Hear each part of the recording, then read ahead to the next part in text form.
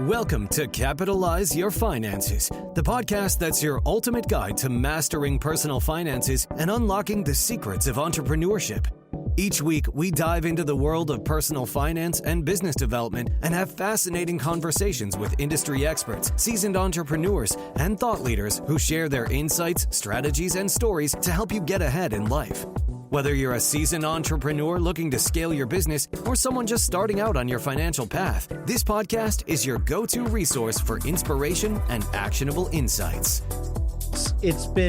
I've been particularly excited to do this too, because we've known each other for, actually, you want to know what's crazy? We've now known each other for a decade. Yeah, I was thinking 10 years. Isn't that crazy? Yeah. Lots changed. It went quick. It went really quick. And I don't know if you could tell when I picked you up from the airport, because I mean, obviously I'm driving and you could look at me. I'm getting gray hairs.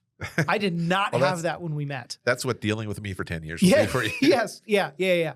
Well, and then I was thinking about this too, because, you know, a lot of these guests, they come in and yes, I've gotten to know them a little bit before the show, but not, I actually try, this makes it sound really bad. I actually try not to, because then you have this like preconceived notion.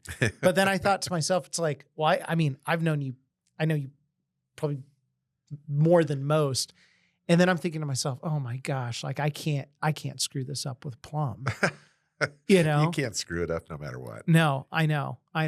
Well, and also, I mean, you've been with me since the beginning, since you started this career. I know, man. And obviously it's cool now to have you in the studio, and we've come a long way. And before we get into like the fun stuff, because we have a lot of stuff to talk about today, I got to thank you live for everything that you've done for me, because you've been monumentally instrumental in my career. So for better or worse, right?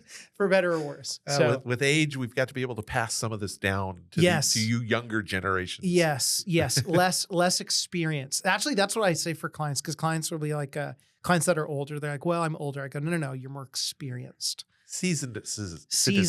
Yes. Yeah. Well, and also it's nice too that like, I don't have to tell you about like the mic and all that. Cause like we've had people and they start talking, they just smack their hand on the mic or their wrist and all that. I've done a little bit of radio and talk. Yes, you have. Well, I mean, I want to get into it because when we were driving back from the airport today, obviously I want to talk about Social Security as this is being recorded in early-ish April. I know there's been a lot of chaos in the world, unless you've been living under a rock.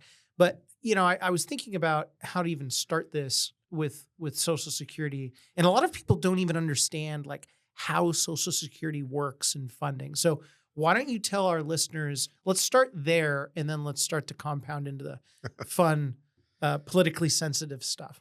Well, now I can't even think of who said it, but was it Trump or was it? Well, I don't know what you're saying. And then I can't even think of Elon, Musk. I think Musk was the one that said it was a Ponzi scheme. Yes. Yeah. Oh, yeah. He said that. Yes. And Social Security kind of is.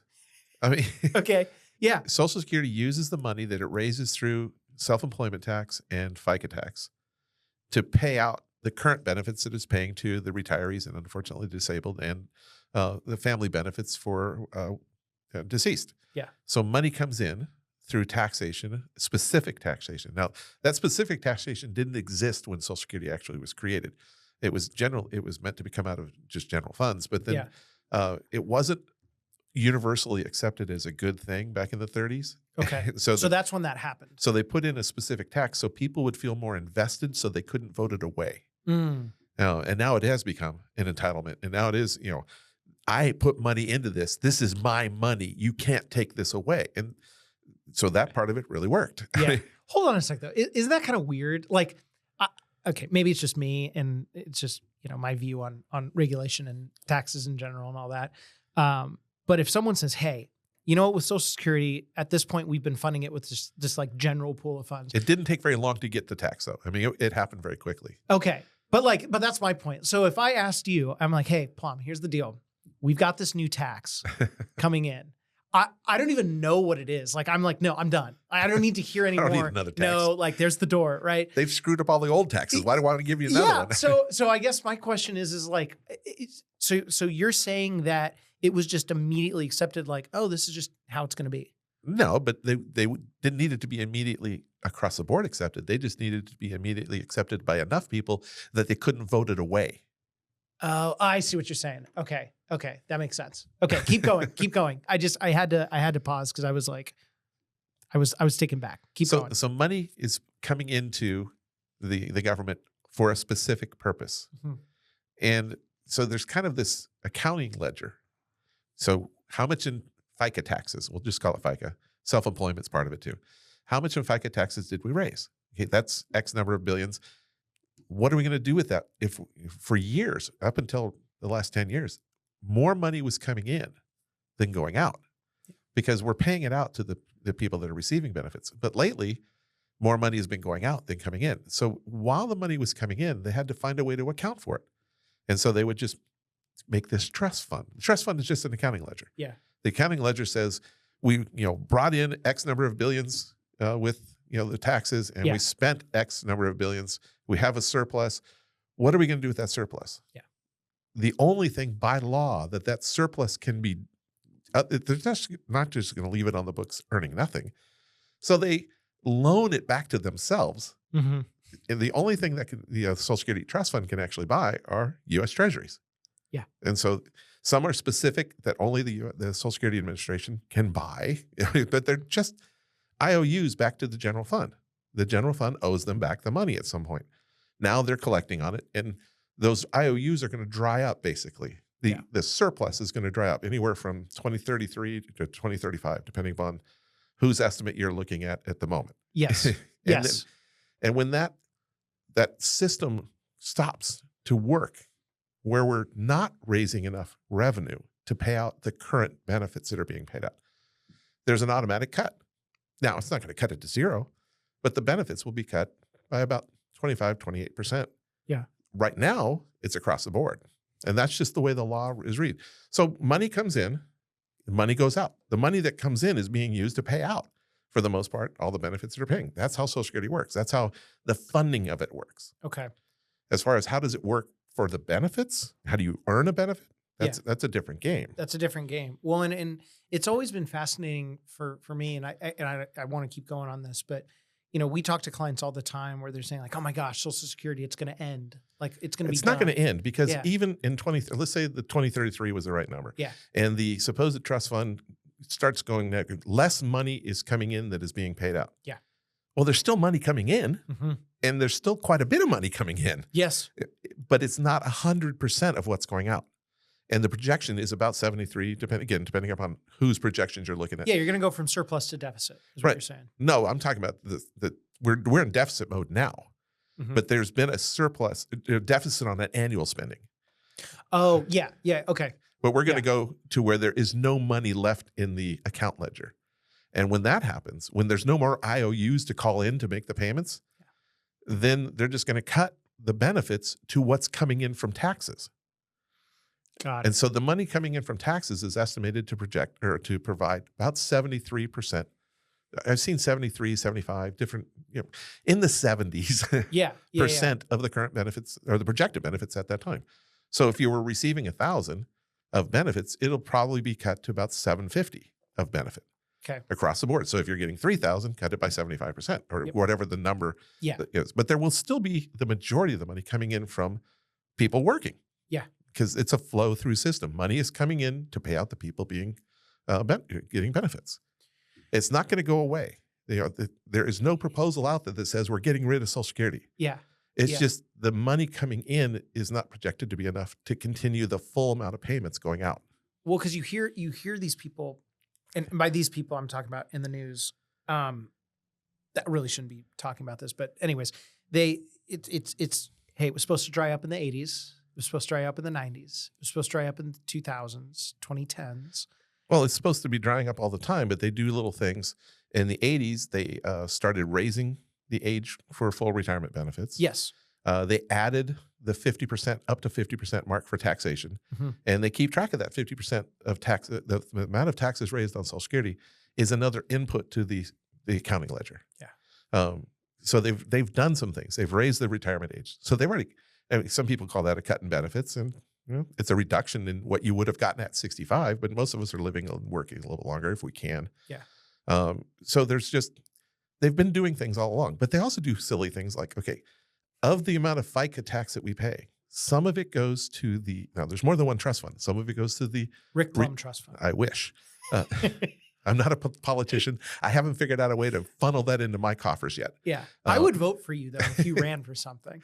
Yeah. I don't want the pay cut. Yeah, that's okay. That's okay. That's okay. The legal pay cut. Yeah. But there's the old age, there's basically the old age survivor and disability.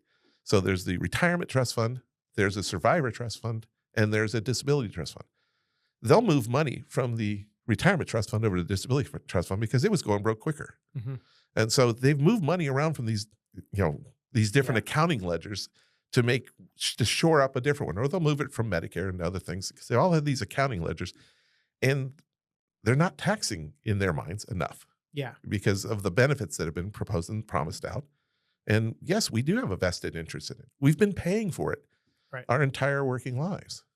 Well, and I'm curious your take too, because I know administratively there's a proposal that's been floating around. There's been a lot of proposals, but the one with Social Security is possibly having it be completely tax-free.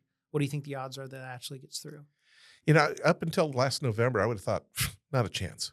Yeah. Not a freaking chance because we're trying to everybody talks about saving the trust fund, right? Yeah. Well, if you do that, the money I just mentioned earlier, the money that's raised from the taxation of benefits goes into the trust fund. Yeah. If you're no longer taxing it, that's less money. That's going to make the trust fund go broke that much quicker. Right. That's less money that can be used to pay out benefits when the trust fund is empty. Yeah. If they're doing that, but what happened last November was, for years since '83, one of the things that was put in place was the windfall elimination provision and the government pension offset, which reduced benefits to a certain class of individual worker, and they got rid of it. They got rid of those provisions at the end of the year. And so all those people that were getting reduced benefits are now getting full benefits. And that had a $90 billion impact on the trust fund.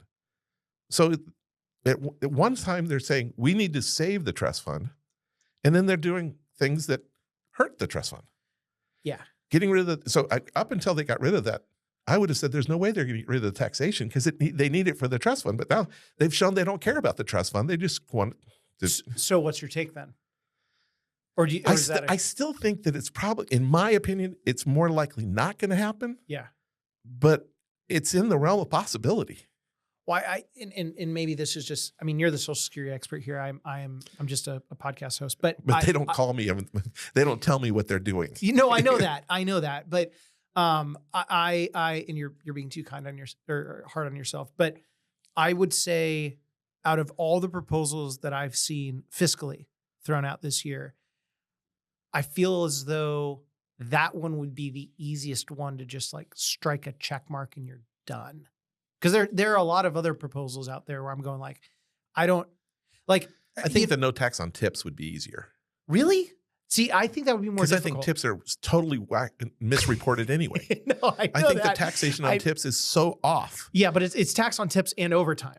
So the reason why I think that would be more difficult is like, then I'm going to get a 20-hour job and work 60. So. Yeah. No, that's what I'm saying. Or let's say that like if you, I'll just use myself as an example. I mean, let's say that my wife is a nurse practitioner, midwife, and does plenty fine on her own. But like let's say that she wasn't, and then she went and I don't know, she was a waitress somewhere, right? Overtime tips. That's where my mind's going, and she's just absolutely going bonkers.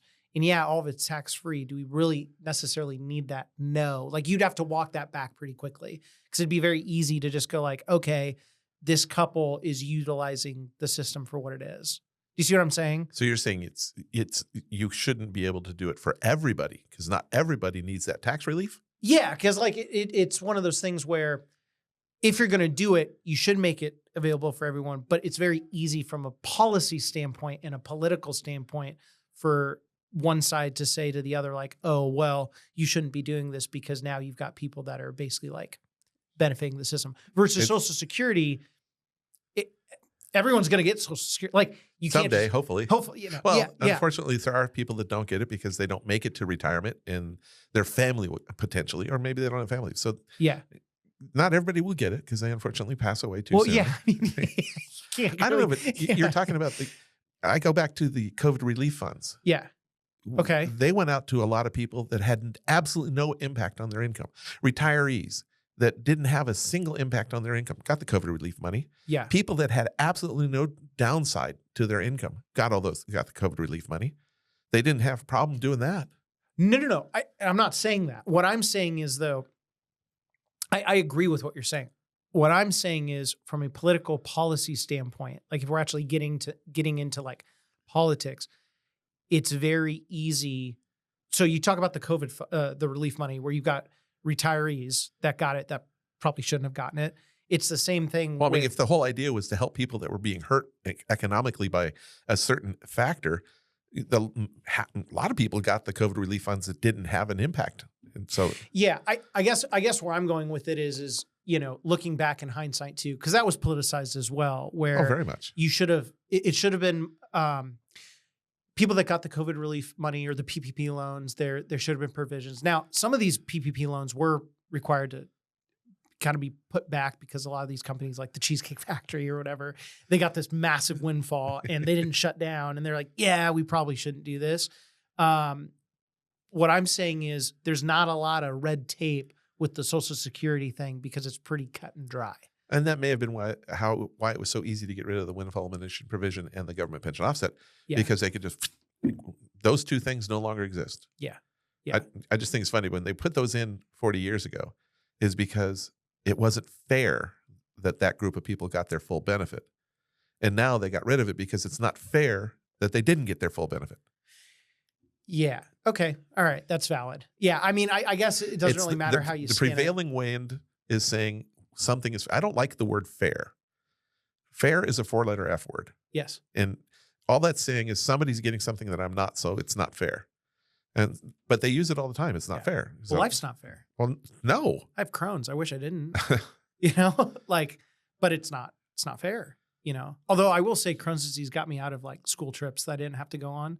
I was actually talking about this quick tangent a couple of days ago with a buddy. Like in 8th grade, my brother and I were required at our school to go on like this 5-day backpacking trip or whatever, and it was on the coast, the Washington coast, which seemingly was beautiful. But I remember the year I went, it just poured, and I couldn't take the iodine tablets. It always pours. Yeah, not in the springtime necessarily. Like it's hit or miss.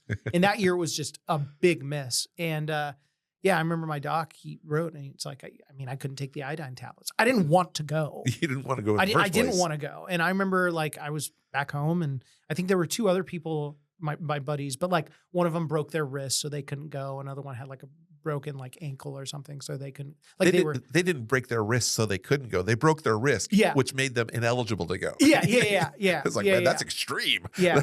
I'm break my wrist so I don't have to go on this. It's one of those things where I thought to myself, like, oh man, like, life is not fair in many instances with Crohn's and all that, but like, there's a reason why you have certain gifts, but it's beside the point. And we'll go on many And taxation tangents. isn't fair. No, taxation is not fair. Well, so from a Social Security standpoint, you kind of answered it, and I want my listeners to really understand this. Social Security will be here for those of you that are currently retired and or about to retire. Oh, yes. And it'll be for people, even for the 30 and 40-year-olds, there'll be some form of it. Those 30-year-olds, man. Oh, those young punks. Man, they are just, they are absolute punks, But I'll tell the 30-year-olds today to do the same thing I told myself when I was 30.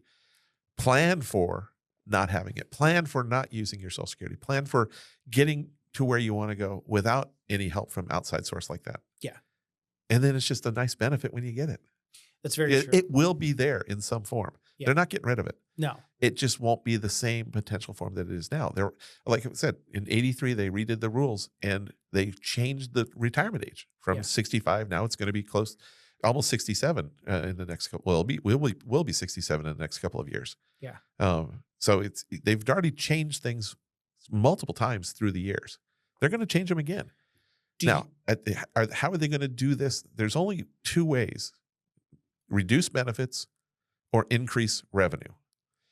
Getting rid of taxation doesn't increase revenue. I'm talking about the supposed trust fund, the ledger. But so what are they going to do? They're going to try to raise the wage. They've talked about raising the wage base. It's already pretty high now, but they're talking about getting rid of the wage base. Mm-hmm. They got rid of the wage base on the Medicare side years ago. There used to be a wage base on the Medicare side. Now it's not. It goes on whatever you earn. That's helped fund the Medicare. So there's those. That's probably the way they're going to figure out a way to save the trust fund.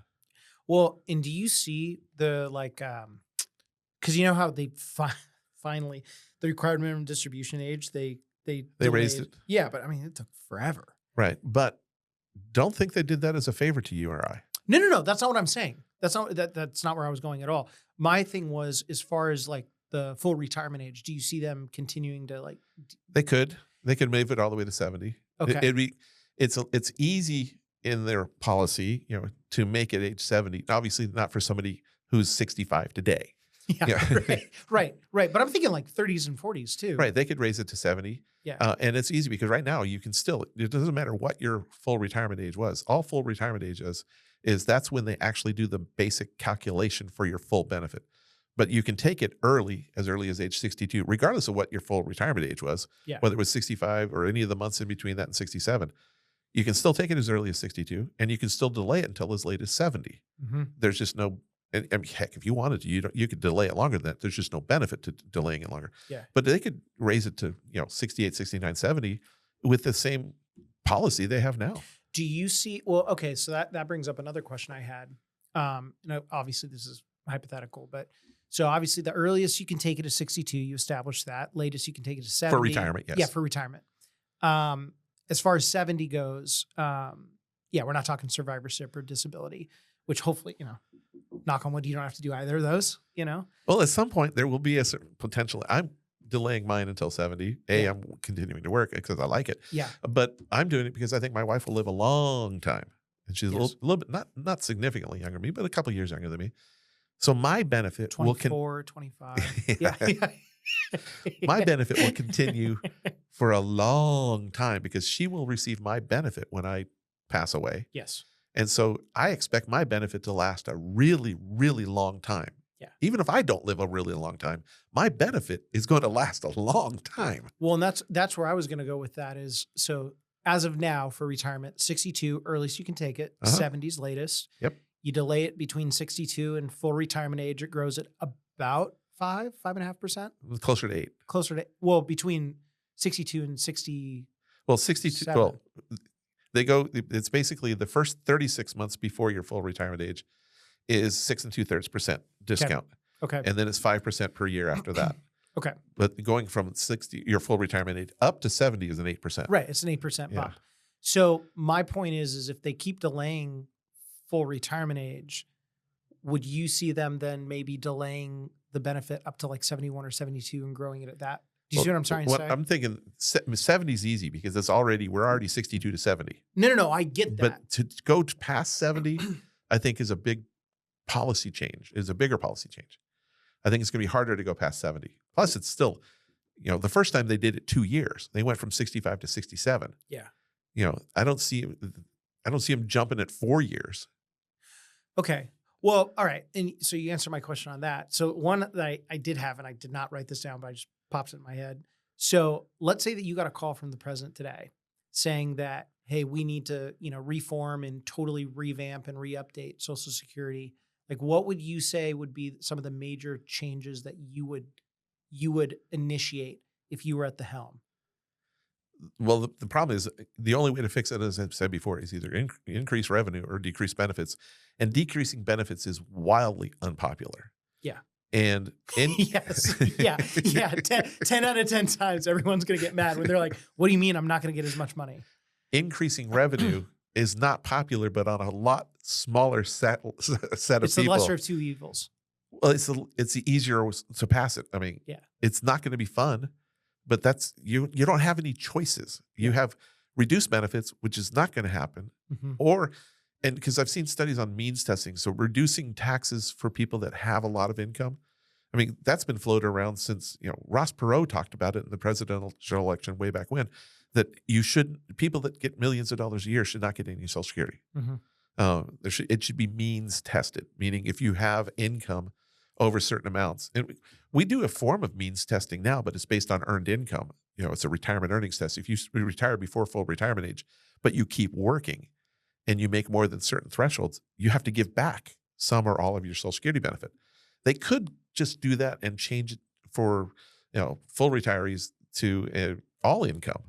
And so they could, basically cut the higher incomes, but there's just not as many people that make that kind of money. So you'd have to means test it down quite a ways, where a lot of people are going to have some issues, and that creates more work at the Social Security Administration. You have to hire more people or more computers to be able to figure out what's going on. So you're either going to reduce benefits at the high side for the high wage earners or for the high retirement earners, or you're going to increase revenue. I think the easiest one for them to do is increase revenue. Yeah. And from a smart way to do it would be to put like a donut hole in it. Leave the income base where it is. Okay.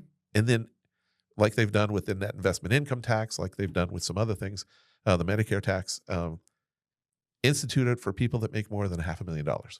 Then, so right now we pay the Social Security tax, FICA tax on the first 176,100 we make for this year. But then institute it again. If you make more than 500, you pay it again on the rest of it. So if you're making 800,000, you're paying it on a bigger chunk. The reason I think that works better is because if you just take the cap off, my benefit is based on my income, my best 35 years of income. But if I'm making that kind of income, then my benefit's going to go up too. Yeah. And so I'm going to have, even though I'm getting more revenue, the outflows go up a little bit. If I put that cap on it and put the donut hole in it, the benefit doesn't go up because they only use the first up to the wage base to figure my benefits. So my benefit is still the same benefit, but they're raising more income on the other side. Well, and I also, okay. So that sounds great. Well, it's not great. It's going to stink because I don't want to pay it. Like it sounds, no, that's not what I'm saying. Like it sounds great in the fact that like, oh yeah, like that makes sense. But then I think to myself like, okay, how many people that are making that type of money generally are running a business or have like some form of K-1 and all of that. And you can't tell me that they would be chatting with their CPAs and going, okay, how do we figure this out? And then they would just go and invest in research and development or marketing. That's always the problem. Yeah. And that's why we probably will never have a flat tax. Yeah. Because what will be taxed, there's always going to be a certain amount of income that doesn't get taxed because we can't tax people that are living at the poverty level, a flat tax. Yeah. So there's always going to be the first X amount of dollars that won't be taxed. And then the definition is, what is income? What actually is income? What is going to count towards that tax? Yeah. And that's where there's a lot of creative people that can change that tax return. But if they do it on all income from all sources, regardless of everything, it's harder to hide that than you think. Yeah. Well, yeah. No, I agree with that. Are you ready to transform the way you approach sales? This episode is sponsored by the second book in the Capitalize series, Capitalize Your Sales, the all-in-one sales framework that saves you from ever struggling again and teaches you how to sell with sincerity, which dives deep into the art and science of driving sustainable growth. Packed with strategies that go beyond surface-level techniques, this book will help you understand what it takes to truly connect with clients, build long-term relationships, and close deals. Whether you're looking to fine-tune your sales craft or break through to the next level, Capitalize Your Sales offers a roadmap to success designed for today's fast-paced business world. Head on over to your favorite bookstore, order today, and start capitalizing your sales immediately. And now, back to the episode. When I think of, and I've talked about this on the show a couple times, but not as much as I'd actually like to, but have you ever studied the economy of Singapore? No. So Singapore is known as well, first off, why did I even bring this up? So Charlie Munger kept bringing this up like toward the end of his life, how he had this like bottom of the fourth quarter, just fascination for Singapore's economy. And I thought, why? Like, what's the deal? And so I started researching it a couple of years ago. And actually, it's a really easy tax system to figure out. You have a flat tax rate if you're an everyday employee. You have a flat tax rate, say that 10 times fast, as a corporation, and it's slightly lower than an employee because in their minds it's, hey, if you earn you've basically earned the return on, running a successful business and you're not a failure. And then no capital gains tax, period. Like that's it. And they have zero debt. None. Zilch. And that's why they can get away with that simplified tax return. Right. And And so for me, I guess the reason why I'm bringing all this up too, and this is going to probably go, this is probably going to be a conversation we're going to have at dinner, but it's one of those things where I'm like, okay, how can we actually make this more simplistic of a tax code? Because I would argue the United States has the most complex tax system. And there's a reason for that. Okay. We had a fairly simplistic tax system in 1988 after the Tax Reform Act of 87. We had 2 tax brackets. They got rid of almost all of the deductions. They simplified the tax code tremendously. Yeah. And why did we not keep that? Because the government can't socially engineer when they have that. Okay. And so the government started saying, well, we want people to do this, so we're going to incentivize this. We want people to stop doing this, so we're going to tax that. We're going to do this, we're going to do that. And they changed the tax code to get the outcome they wanted. And so with a very simplistic tax code, the government can't manipulate you. It's that simple. That's what it is. I know. We were pretty close to a flat tax in the late 80s. Yeah. 15 and 28. Yeah. And the 15 kind of cut off about where the wage base was. Wasn't exact, but it wasn't too far off. So you had a 15 plus your FICA tax, 7.62%. Well, actually include the employer on that too. But yeah. So you're about 22%, 23%. So you went from 15 plus the FICA, so 23% up to 28% when you got past the FICA. And that was it. That was about it. Yeah. So it was fairly. And this was during Reagan's second term? Yeah, it was right at the end of his second term. Okay. Because remember, I was born in 91. So I was. I know. I didn't expect you to remember TRA 87. Yeah, I was not around. Actually, so this is crazy. Well, so I was. so you're going to laugh at this. So, because a lot of people are like, oh my gosh, I feel so old. So a lot of people, a lot of my friends have either siblings or nephews that are in their mid 20s and younger. And so they refer to people that were born in the 90s as people that were born, to make it sound older, born in the late 1900s. Yeah. And I'm like, man, that kind of stings, man. I'm like, I'm not that old. Ty and I are not that old. But that's kind of a fun one. So you can say yeah, you were born in the late 1900s, and that's a great way. I can't say that. Yeah, no, you can't. But you can say that to people like millennials, and they're like, oh, that makes me feel way older. So, but okay, so that was during Reagan's second term. Got it. Well, and this was 87. That's when the bill passed. Before or after Black Friday? Well, it was in, I don't remember when it actually passed. It probably passed before. Well, yeah, because Black Friday was toward the end of the year. Yeah, but I couldn't say that for a fact. I don't know when they actually voted on it. Yeah, well, we have rigorous fact checking on this show, so yeah, you'll have someone show up at your doorstep. Hey, I'm doing good that it was in 87. Yeah, Come on. no, you're doing really good. Well, okay, so I think we've put a lot of the fears to rest for people, because people are freaking out. I mean, it's not going to go away. Yeah, and the only people that I haven't heard a politician from either side, other than trying to scare people, actually say that it's going to go away. Yes, it could be reduced in the future. It's not going away. The only people saying it's going away are the media. Yeah. Oh, I know. And I tell people dude, turn off all of it and just focus on what you know. Focus on the easy stuff. Well, in speaking of that though, because there are a ton of claiming strategies. Not as many as we used to have. No, I know that. Darn it. But so conventional wisdom would tell people that, hey, if you're going to live longer, okay, or if you think your spouse is going to live a lot longer. Right. If you think your benefit's going to last a long time, and I mean a long time. Right. You want to delay Social Security as long as possible. In general terms, yes. In general terms, okay. But what would you say, because I can think of some, but I want to hear it from you, are exceptions to that mean? Well, there's always, I was talking to somebody the other day, they had kids later in life. Okay. And they can retire at 62, 63, 64 and get more than their own benefit, because their spouse and their kids can get a benefit while the kids are under certain ages. Okay. So explain that further. Well, if I'm getting a retirement benefit and I have a child that is my dependent, and they're under age 18 and are in high school, even up to age 19 if they're still in high school, they get a benefit. They can qualify for a benefit. If I have a spouse at home that's not working and taking care of these kids, they can get a benefit. So there's multiple benefits now. There's a family maximum, so you can't just get a benefit for having 42 kids. $300,000 a year. Yeah. That'd be pretty awesome, though. But that means that now the typical math is, okay, I'm going to get a benefit that's X at 62, and so I'm getting money for 8 years that I could save and invest. And then at age 70, my benefit's about 76% higher, but I've received all this money over the last 8 years. Mm-hmm. It takes a long time to recoup those early benefits and the earnings I could have gotten on it. Mm-hmm. Yeah. If I'm getting more than just my own benefit, that means I'm getting more money for those first X number of years, 8 years in many cases.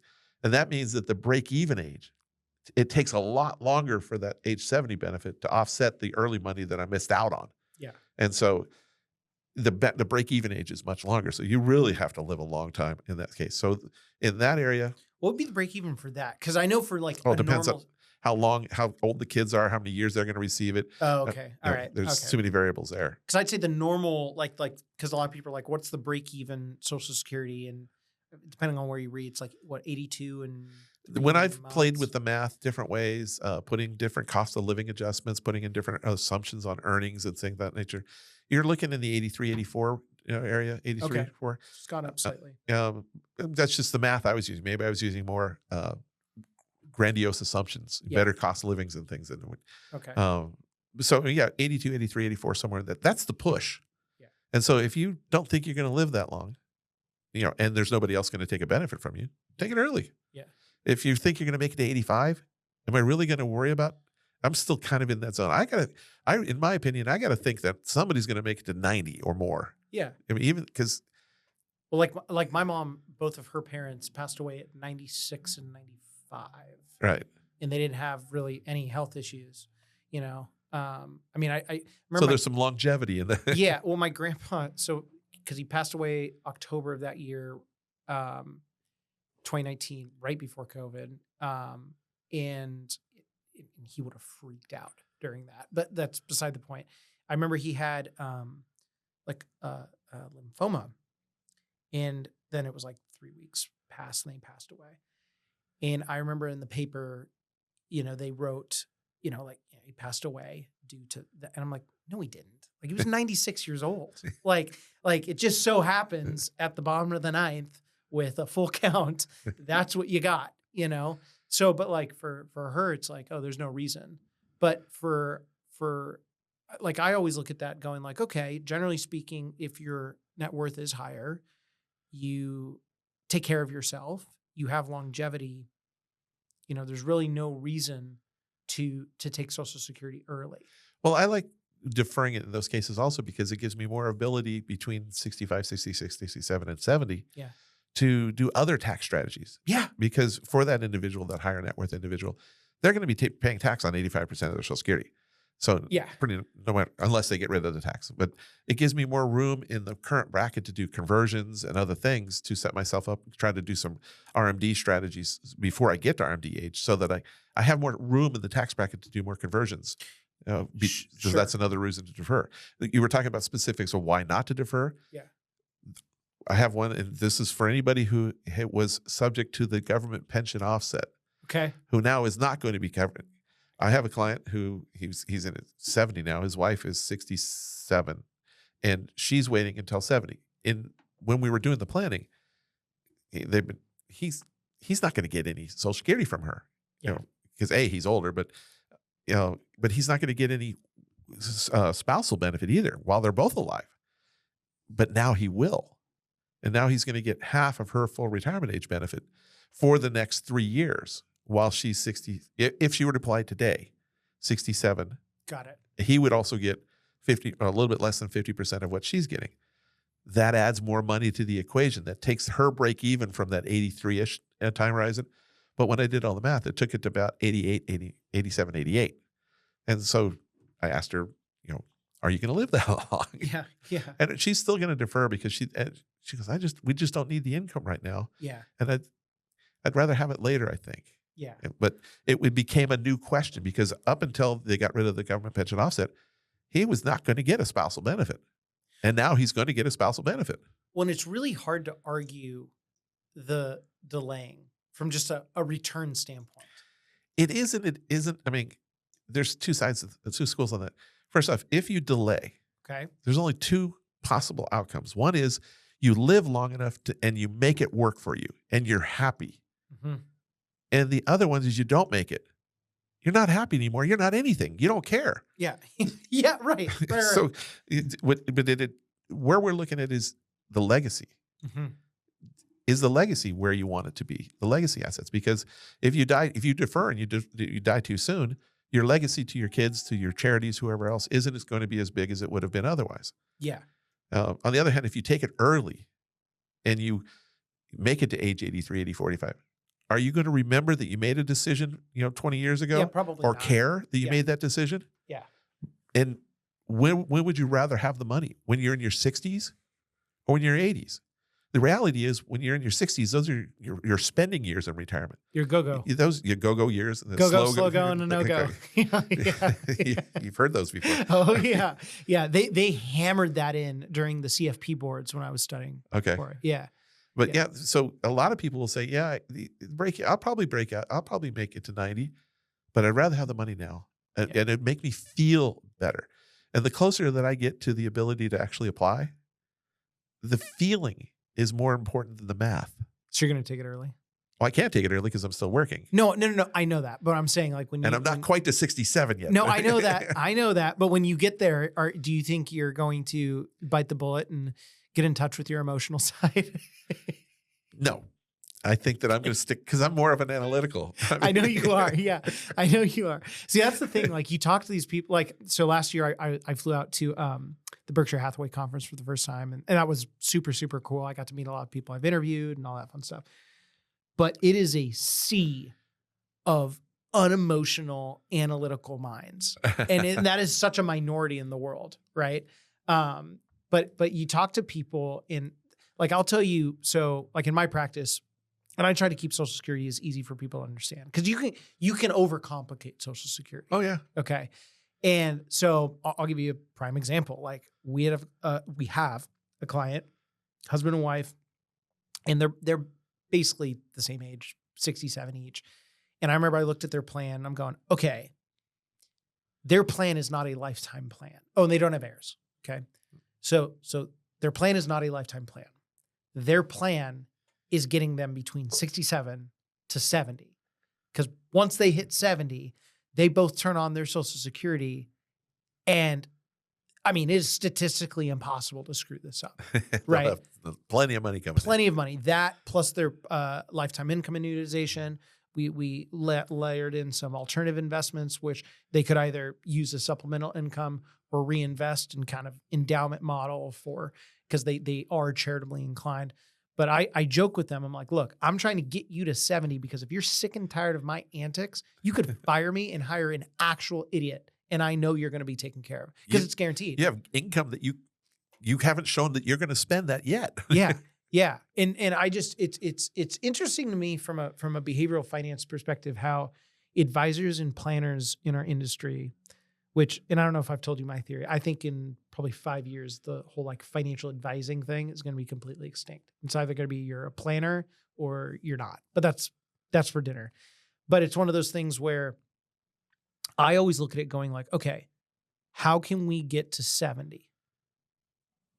Yeah, I don't disagree with that. Yeah, just to make it easy. And assuming they're both healthy, that's... Yeah. You know, like I've had some people come in and like, you know, I would never say this, you know, and I got to obviously be careful, but like, have you ever sat across someone and you're doing their planning, but then in your mind, you're like, yeah, I think we're going to take social at 65. And they're like, well, why? Or early. We're going to take it today. Yeah. And they go, like they just retired. They're like, well, shouldn't we delay it? And I'm like, I don't think you're making it to 83, buddy. Right? Like, you know, we're going to have to get some butter to get you out of the chair because you barely fit, you know? Well, I've had a friend of mine, actually, he fits in the chair nicely. He's in great shape. Okay. But he also tells me he's now 62, but when we were doing his planning, he goes, no male in my family on any branch of any tree in my family has ever made it to 60 before. Yeah, and I'm not waiting. yeah, that glass ceiling, he's not wanting to risk it. Yes, So he took it at 62. I totally get that. Now, for me, because I could talk to you forever about this stuff. One thing I wanted to reinforce to our listeners, because a lot of people they talk about like relying on Social Security. It's crazy how many retirees like that is their Well, I think thing. that's more of an unfortunate situation rather than a game plan. It's really sad. I mean, like Social Security was meant to be a supplementation. It was not meant to be a pension. Right. Why do you think people where did that go wrong? I don't know the answer to that. I think, I think people just don't know how to save. And, that's one of the big problems we have in anything we're doing with. Yeah. I don't know where it went wrong. Yeah.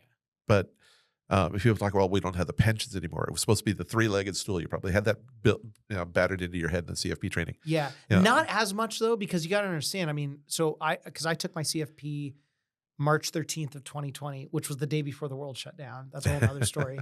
But by the time I took that, the three-legged stool thing was kind of extinct because the three-legged stool was your Social Security, your pension, and then your investments, right? I mean, I can tell you my grandparents, like they didn't even need to worry about the investment side in theory because they, like my pensions. Mom, yeah, they had the pensions, Social Security, and then actually my mom's parents never had a mortgage because my grandpa built the house with his bare hands, that's so wild for me to think of on all fronts, like not having a mortgage and then building anything with, like the joke in our house is like, I can barely flush a toilet, let alone fix it. Like I am blue collarly inept. But the whole concept is nowadays, I mean, I don't know how many people you run into that in your practice that have a pension, like a true pension. Because how many people have teachers, firefighters? Well, municipal workers and government workers. Yeah. But, they're the main ones. I can't think of anyone. Actually, no. Union workers. NFL players. Yeah, which that technically, an NFLPA, that's union. But also, union. Yeah, and yeah. Union pensions, sometimes, I started my union pension 6 months ago. Really? Yeah. Okay. 10 years working at a grocery store from like 76 to 86 or 85. Heck yeah. Heck yeah. I got my 10 years in and I finally was able to start my pension recently. Nice. So $435 a month. I was going to ask. So yeah. And that's got to, but that was, when I was a kid. Yeah. Okay. I just gave my age away, but yeah. Yeah. Yeah. Yes, you did. Yes, you did. Well, and so I guess, so maybe that's the answer of where it went wrong. Well, the idea was you were going to have the three different sources of capital. Yeah. And people have always slacked off on the own investment side. Then when in theory, you lose the pension side because you don't have it anymore. Mm-hmm. The 401ks were supposed to pick up on that. But how many people do you run into that don't even fund the 401k up to their matching contribution, let alone higher? Yeah. I mean, I think some of the changes in laws over the last couple of years where you have auto enrollment, auto escalation on your contribution, I think those are wonderful. The idea that people— It's very easy to do. Just sign up for it and it happens. Yeah. And then you look back 10 years and you go, wow, I got some money in my 401k. And if you had waited to sign up, you wouldn't have it. But I could argue the other side of that because I can tell you, with our practice, we construct retirement plans for businesses and that side of the business is becoming infinitely more difficult because one, you can't differentiate yourself at all. Two, who's the client? The 401k plan is the client. Right. So if you sit down with someone, this is going to blow your mind. So let's say that you sit down with me. It's not me, but I'm whoever it is. And, I've got high interest credit card debt, but I've got like pretty good cash flow, which is kind of unheard of. And I go, hey, Rick, what should I do? You're probably going to tell me, hey, all things being equal, put money in up to the match because that's free money, 50%, 100% return. It's not free money. That's part of my wage package. That's my money. Okay. I want my wages. Right. You want your wages, but you also want the match in the free return on your money that the employer is putting in. The match is my wage package too. Right. Okay. But then what I'm saying is— I'm agreeing with you in a roundabout way. Yes. I know you are. I know you are. Yeah. This is what I've dealt with for the past decade. But then anything after that, yes, hence the gray hair. Anything above and beyond that, then what you're going to want to do is probably pay off that high interest credit card debt, 27, 28%. All things being equal. Yes and no. Depending on the tax bracket. Depending on the individual. Yeah. I know people that have maxed out their credit cards. Mm-hmm. And if they were to ever pay that thing off within a day, they'd have it maxed out again. Well, They will always have maxed out credit cards. They will never. The only reason they don't have, they will never control their credit spending. So in that case, I'll say, no, fine. You're always going to be maxed out. Max out your 401k because the only thing stopping them from spending is the inability to get another credit card. Right. But then from a planning perspective, At least they can't get to the 401k, hopefully. no, yeah. There are people that can't control their spending. Right. So But- let's get them to save at least some money because we know they're going to be maxed out on the if we back off on the 401k, Mhm. they're still going to be maxed out on their credit cards. No, I get that. But then also I think to myself, all right, well, I guess I get where you're coming from, but because then by the time they die, then like it's just gonna, now we're getting really morbid, but like they just carry the debt for the rest of their life. Yeah. Yeah. And they're going to do that regardless of whether they have a 401k or not. So let's get them a 401k. Yeah. Okay. I guess that's true. Maybe, man, this might be one of the rare times where like I may have a more humanitarian side of me than you. I'm being humanitarian. I know the person is just never going to stop spending. You're being more rational. Maybe I'm being more emotional about it, where I'm like, no, like this person really needs to stop the bleeding, and maybe they just need to like cut up their credit card. There are those people that need to do that and have the discipline to cut off their credit cards and not build up the debt again. So, like I said, it depends on the person. Yeah. And Yeah, I you guess and I know that's fair. the biggest answer, everybody around that I work with, they know my pat answer for everything. Mhm. When they ask me a question, the answer is almost always depends. Yeah. Tell me more about the situation. What's going on? Yes, that's fair. But okay, and we went on another tangent. My point is though, is regardless in that conversation, you're giving that person their best advice. So if hypothetically that person, it made sense to go and pay off that credit card debt, high Yes. interest debt, right? You just broke your fiduciary duty as a 401k To the plan. advisor. Yeah, Assuming I'm representing the plan. exactly. I don't have any plans under my belt. So Well, I do have plans under my belt, right? But I know, but that's how crazy it is. That's what I'm saying. It's wild. It's ass backwards. And so, I'm praying that the SEC looks at that regulation because that's going to be a huge issue going forward. Where is your duty of care? Your duty of care to the provider or to the individual that's the participant? Yeah. And they Yeah. have differing goals. Differing goals. And so but that's my point. So like if you have a client, so if because we have clients where they are a participant in a 401k that I oversee, but then I'm also doing personal planning for them. It's a tough one. That's tough, man. That's a knife's edge. And you just do what is best. Yes. Yeah. You do what is at the end of the day, you stick to what you know, and actually in theory, in that situation, if the SEC really knew like the policy of it, you would actually go against putting more money into the 401k Right. and You'd pay get off that credit card debt, and then you earn more because then they funnel all of that back in once you've paid it. And I think it's better for the company too to have somebody who can get out of debt because they don't become stressed out as much, and maybe they become a better worker when they don't have all that debt. Because now, so here's what's crazy. So as a 401k, the normal 401k advisor, because they can't go and give like that holistic advice. Now you've got people that market themselves as wellness advisors that can come Financial in. wellness. Oh my gosh. Yeah. Which, I actually have one of my friends is I think she's one of like 13 financial therapists in the country. Okay. Which is very fascinating. And actually the gal who wrote Joyce Martyr, who wrote the foreword in my first book. I mean, she is a therapist or was a therapist. Cause I think she sold her practice that had like an emphasis on behavioral finance. She was never an advisor, but that was her thing. So like, I get the value there, but my point is if the regulations had their ways about them, they would actually understand how to truly benefit people. And then they could just save the companies just like a boatload of money. Do you see what I'm saying? Yeah, but the behavioral finance part is the biggest detriment to anybody's individual plan. Yeah. I remember when I first got in the industry, I thought that an accounting, a finance, and economics degree, those were we're talking about financial planning. Yeah. That's what's going to make it for you. That you need to know that. And yes, you do need to know that. But the longer I've been in this business, I think a psychology degree Oh my gosh. would be Yeah.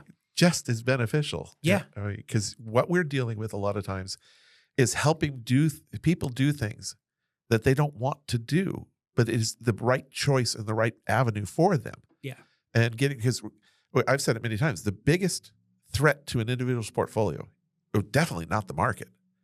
Taxes are a problem, but they're not the biggest problem that a portfolio has. The biggest problem the portfolio has is the owner, because they do the stupidest things for the wrong reasons.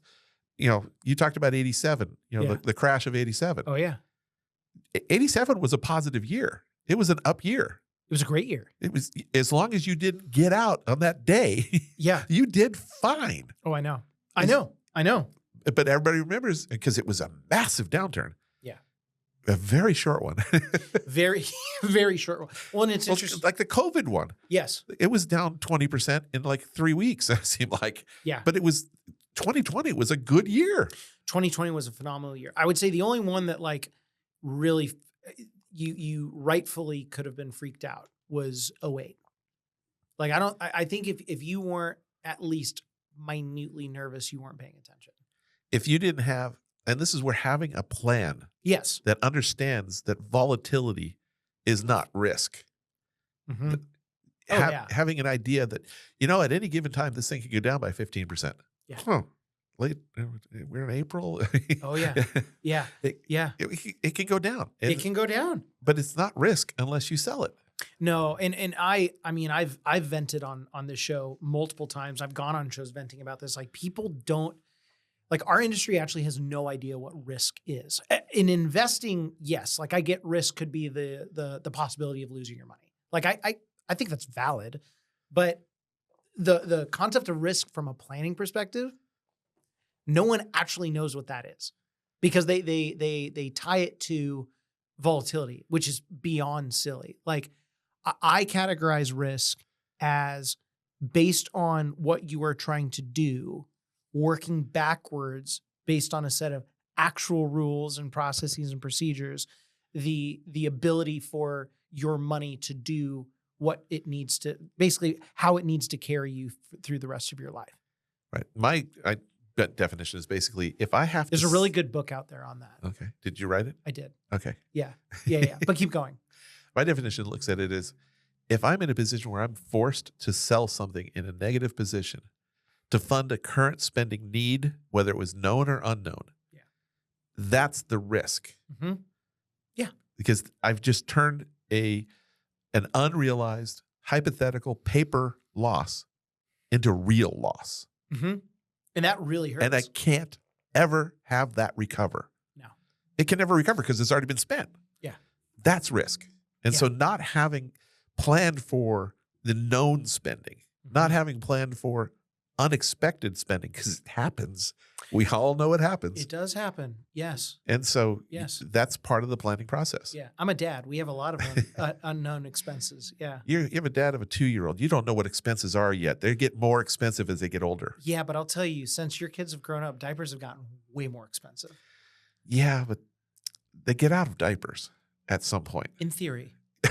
Well, I hope so. In theory. I hope they do. Yeah. Not going back to my Crohn's. I just got out of them at 33. So, but no, Rick, this has been a lot of fun. I wanted to end this how we started it, because I'm getting the go ahead for my team. Thank you for everything in my career, because I owe a lot to you, and I will continue to owe a lot to you, because like I tell people, there aren't many planners in this industry that I can just call and pick up a phone and they hit every box in my quality Thank you. kind of meter. And you are my top guy. So I'm forever grateful. So Thank you. Yeah. And thanks for coming on, man. I had no problem. I needed to be out of the office. Yeah, I know you do. You could have ordered up some better weather for me. I know. Well, and for listeners, we were driving down and it was, Washington was reenacting Hurricane Katrina. It was pouring out. So, but yeah, we'll have to have you back up again very, very soon. And I'm from an area that doesn't see this kind of weather. Yeah, San Diego doesn't get this weather. Although if it did, you guys would be running from the hills. Yeah. It would freak people out. Yeah, I know. Well, thank you, man. I appreciate it. Awesome. As always, thank you for joining me today. If you have questions about today's episode or any personal finance questions, please reach out to me at Cap and Capitalize on Instagram, Chris at capitalizeyourfinances.com, or via our website, capitalizepodcast.com. If you want more Capitalize Your Finances content, head on over to capitalizepodcast.com and check out our blog, free resources, book, and online course. As always, I'm your host, Chris Panayiotou, Certified Financial Planning Professional, the Cap and Capitalize. And until next time, keep capitalizing.